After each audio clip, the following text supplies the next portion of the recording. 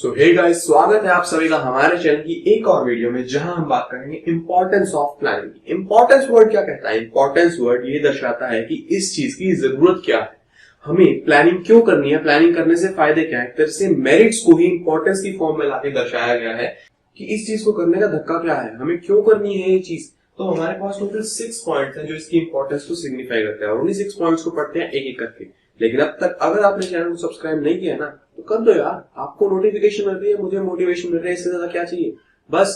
और पूरी वीडियो में कोई भी कमी लगे, कोई भी क्वेरी हो, कोई भी सुझाव, कोई भी कुछ भी आपके मन में आ रहा है, नीचे जाके कमेंट्स में डाल सकते हो आप, आपको रिप्लाई जरूर मिलेगा। और मेरे सोशल मीडिया हैंडल्स भी नीचे दिए हुए हैं, आप मुझे वहां जाकर डीएम भी कर सकते हो।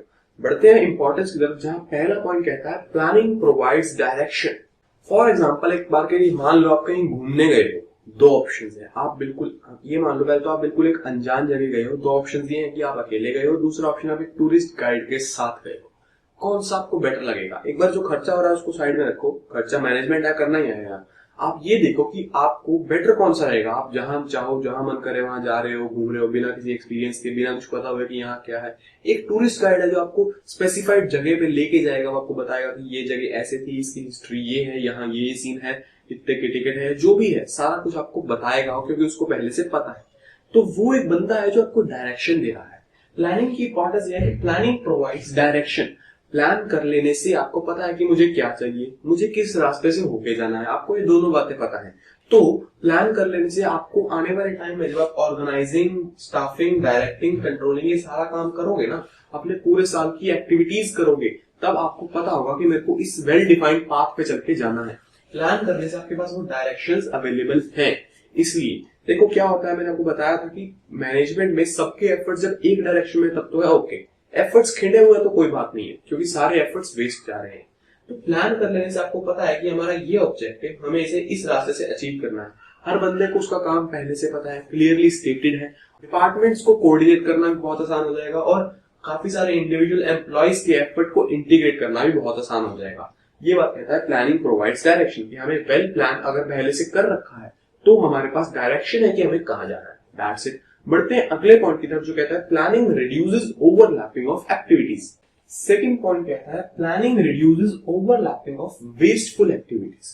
जो भी वेस्टफुल एक्टिविटीज है ना, उनकी ओवरलैपिंग। देखो, वेस्टफुल एक्टिविटीज में मैं कहना चाहता हूँ अनप्रोडक्टिव एक्टिविटीज, जो ऐसी एक्टिविटीज है जो हमें करनी पड़ रही है किसी और एक्टिविटी को सहारा देने के लिए, वो प्रोडक्टिव है, लेकिन इससे हमें कोई फायदा नहीं हो रहा। देखो, ये एक्टिविटी है ना जो करनी तो पड़ेगी, हमारी मजबूरी है, लेकिन हम चाहेंगे इसको कम से कम करें।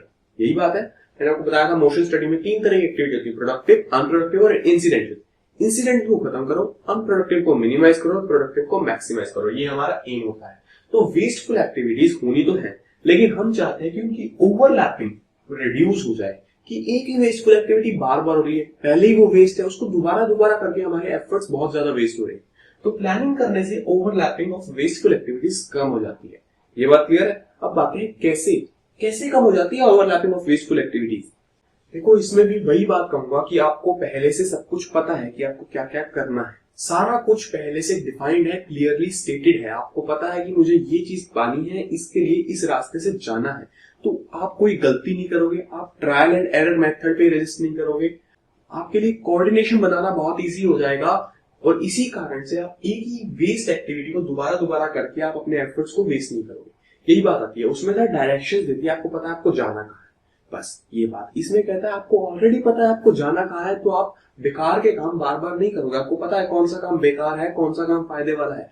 आप हिट एंड ट्रायल मेथड पे रेजिस्ट नहीं करोगे, आपको पता है किस चीज पे जाना है, किस पे नहीं जाना। तो इसलिए वेस्टफुल एक्टिविटीज की ओवरलैपिंग कम हो जाती है। बढ़ते हैं तीसरे पॉइंट की तरफ, जो कहता है planning reduces the risk of uncertainty. हमें पता है कि बिजनेस एनवायरनमेंट काफी अनसर्टेन है, पता नहीं आगे क्या होने वाला है। उसी के कारण मैनेजमेंट भी काफी अनसर्टेन है, पता नहीं आगे क्या होने वाला है। लेकिन उस अनसर्टेनिटी से अराइज होता हुआ जो रिस्क है ना, प्लानिंग उस रिस्क को रिड्यूस कर देती है, मिनिमाइज कर देती है। कैसे? प्लानिंग के प्रोसेस में सेकंड स्टेप क्या था? हाँ बताओ। डेवलपिंग प्रेमिसेस, एजम्पशंस बनाना, फोरकास्ट करना। और उससे होगा क्या? हमें एक आइडिया मिल जाएगा, एक बेस मिल जाएगा, जिसपे हम अपनी आगे की नींव रख सकते हैं, हम अपना आगे का काम कर सकते हैं।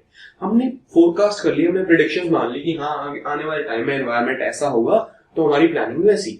तो हमारे मैनेजर्स, हम एक बार मान के चलते हैं कि पढ़े लिखे हैं, एक्सपीरियंस्ड है, क्वालिफाइड है, उनको सारा कुछ पता है, तो उनके जो फोरकास्ट है वो एक्यूरेट है। मैंने आपको बताया था जितने ज्यादा एक्यूरेट होंगे उतने ज्यादा प्लान के सक्सेसफुल होने के चांसेस।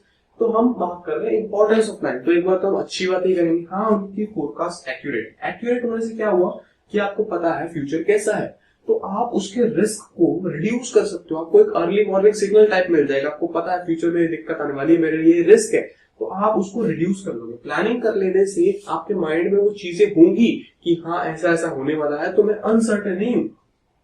अनसर्टेनिटी का जो रिस्क है ना वो मेरे माइंड से निकल चुका है, अनसर्टेनिटी है ही नहीं।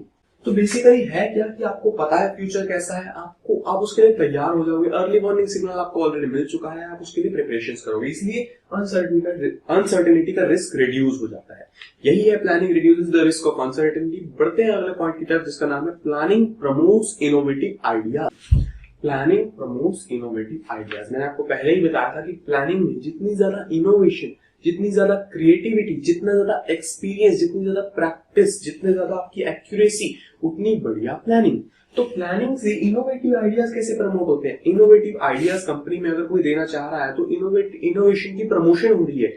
किस हिसाब से? क्योंकि जितने ज्यादा इनोवेटिव आइडियाज उतना बेटर प्लान। सीधी सी बात है, जब आप डिसीजन मेकिंग करते हो, जब आप पॉसिबल कोर्सेज ऑफ एक्शन निकालते हो, वहां पे आपकी ये इनोवेशन काम आती है। तो बस प्लानिंग की इंपॉर्टेंस यही है कि प्लानिंग इनोवेटिव आइडियाज को प्रमोट करता है, इसलिए जरूरी है। इनोवेशन जितनी ज्यादा प्रमोट होगी, कंपनी आने वाले टाइम में उतनी सक्सेसफुल होगी, क्योंकि वो बाकी कंपनियों से अलग है। That's it.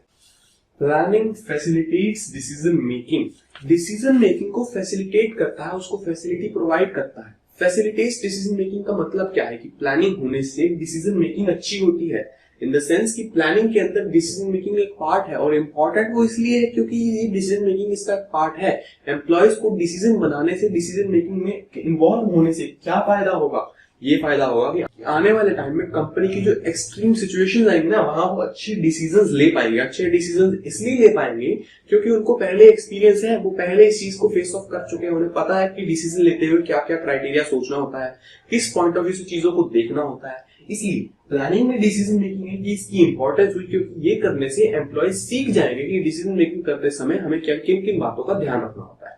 That's it. बढ़ते हैं लास्ट पॉइंट की तरफ जो कहता है planning sets standards for controlling. जी हाँ, planning sets standards for controlling. देखो, जब हम कंट्रोलिंग चैप्टर पे आएंगे तो कंट्रोलिंग की एक प्रोसेस है, उसमें ये पॉइंट आपको बिल्कुल मजाक लगेगा, तब अच्छे से समझ आएगा। लेकिन अभी भी मैं आपको समझा सकता हूँ, समझाऊंगा, लेकिन थोड़ा शॉर्ट में, इतनी डिटेल में नहीं जाएंगे हम, क्योंकि अभी आपने बीच में 3 यूनिट्स नहीं पढ़े। Planning set standards for controlling का क्या मतलब है कि कंट्रोल करते हैं। हम देखते हैं कि हमारी पटरी सही ट्रैक पर तो जा रही है ना, अगर हम थोड़ा सा डाइवर्ट हो गए तो हमें उसको वापस लाना है। ये रास्ता है जहां हमें चलना है, अगर हम चलते चलते डाइवर्ट हो गए तो हमें वापस लाना है ना, उसको ट्रैक पे लाना है, राइट ट्रैक पे, जैसा हमने हमारे प्लान में सोचा था, हमें वहां उसको वापस लाना है। तो planning sets standards for controlling. Controlling करने के लिए हमारे पास कुछ स्टैंडर्ड्स होते हैं कि हाँ ये हमारे बेंचमार्क्स हैं, ये हमारे स्टैंडर्ड्स हैं, और इनको ही बेस मानकर हम अपनी कंट्रोलिंग करेंगे। मतलब जो ऑलरेडी रास्ता डिफाइंड है ना, वो बेंचमार्क है, वो स्टैंडर्ड है, वो यार्ड स्टिक्स है, जिनको बेस मान के हम कंट्रोलिंग करते हैं। हमें क्या पता है डाइवर्ट हो रहा है या नहीं हो रहा, हमें इसलिए पता है ये डाइवर्ट हो रहा है क्योंकि एक्चुअल रास्ता ये है, एक्चुअल रास्ता ये है, इसलिए हम इसको डाइवर्टेड मान रहे हैं। तो ये बात है। तो प्लानिंग करने से कंट्रोलिंग के लिए वो स्टैंडर्ड सेट हो जाते हैं कि कंट्रोलिंग कब करनी है, कि ये डाइवर्जन है या ये डाइवर्जन नहीं है, इतनी सी बात है बस। तो 6 पॉइंट में होता है खत्म। इसी क्या करते हैं, इस पूरे लेक्चर को कंक्लूड। इंपॉर्टेंस ऑफ प्लानिंग का क्या मतलब? इंपॉर्टेंस ऑफ प्लानिंग कहता है कि प्लानिंग करनी क्यों जरूरी। सबसे पहला प्लानिंग प्रोवाइड्स डायरेक्शन। प्लानिंग करने से हमें एक डायरेक्शन मिल जाती है। हमने ऑलरेडी प्लान बना लिया, हमें पता है ये हमारा रास्ता है, इसी रास्ते पे हमें चलना है, तो हमारे पास एक डायरेक्शन है, हम आगे चलते हुए टाइम वेस्ट नहीं करेंगे, हमें पता है हमें कहां जाना है। Second point, planning reduces overlapping of wasteful activities. Wasteful activities एक दूसरे से ओवरलैप नहीं होगी, पहले भी वेस्टफुल, दोबारा ओवरलैप होके और एफर्ट वेस्ट हो रहे हैं। वो क्यों नहीं होंगी? क्योंकि हमें सबको पता है कि हमें क्या करना है, ऑलरेडी हमें पता है, सारा कुछ डिफाइंड है, तो हिट एंड ट्रायल मेथड पे हम रेजिस्ट नहीं करेंगे। तीसरा पॉइंट क्या कहता है, planning reduces risk of uncertainty. जो अनसर्टेनिटी है, जो हमारे पास उसका रिस्क है कि आने वाले टाइम में क्या होगा, प्लानिंग उस रिस्क को कम कर देता है। किस तरह से कम कर देता है? प्लानिंग ऐसे कम कर देता है कि हमें प्रेमिसेस डेवलप करने होते हैं, हमें फोरकास्ट करने होता है, और उसको करने से हमें थोड़ा आइडिया है कि आने वाले टाइम में क्या होगा। जब हम इंपॉर्टेंस की बात करें सिर्फ पॉजिटिव लेके जाएंगे कि मैनेजर की प्रेडिक्शन एक्यूरेट है। और इसी के साथ साथ अगला पॉइंट आता है, planning promotes innovative ideas. Innovative ideas की प्रमोशन से क्या होगा? इनोवेटिव आइडियाज की प्रमोशन होगी तो ही प्लानिंग की एक इंपॉर्टेंस जनरेट होगी। Innovation is the base for any company success. जितनी इनोवेटिव एम्प्लॉय, जितने इनोवेटिव आइडियाज, उतना अपने कॉम्पिटिटर से आगे। ठीक है। फिफ्थ पॉइंट आता है planning facilitates decision making. Decision making को फैसिलिटेट करने से क्या होगा? डिसीजन मेकिंग को फैसिलिटेट करने का मतलब है कि डिसीजन मेकिंग इसके अंदर एक पार्ट है, और इसका फायदा क्या है कि आने वाले टाइम में जब कंपनी को एक्सट्रीम डिसीजन लेने होंगे तो एम्प्लॉयज को उसका एक्सपीरियंस है, एम्प्लॉयज को पता है कि हमने पहले कैसे लिए थे, क्या क्राइटेरिया में सोचना होता है, क्या क्या चीजें देखनी होती हैं। और last point, planning set standard for controlling. Controlling के लिए स्टैंडर्ड सेट करता है प्लानिंग, इसलिए प्लानिंग इंपॉर्टेंट है। That's it. 6 के 6 पॉइंट में खत्म। अगली वीडियो में मिलते हैं जहां हम पढ़ेंगे प्लानिंग की लिमिटेशंस। लेकिन तब तक के लिए एक ऑनेस्ट कमेंट, रिव्यू या डीएम जैसे आपको ठीक लगे। और अगर आपको इस वीडियो में कोई भी वैल्यू लगी है तो मुझे प्रमोट करने के लिए और अपने दोस्तों का, अपने साथ वालों का भला सोचने के लिए उन तक शेयर कर सकते हो, और अगर चाहो तो लाइक भी कर सकते हो। So that's it. धन्यवाद। मिलते हैं आपसे अगली वीडियो में।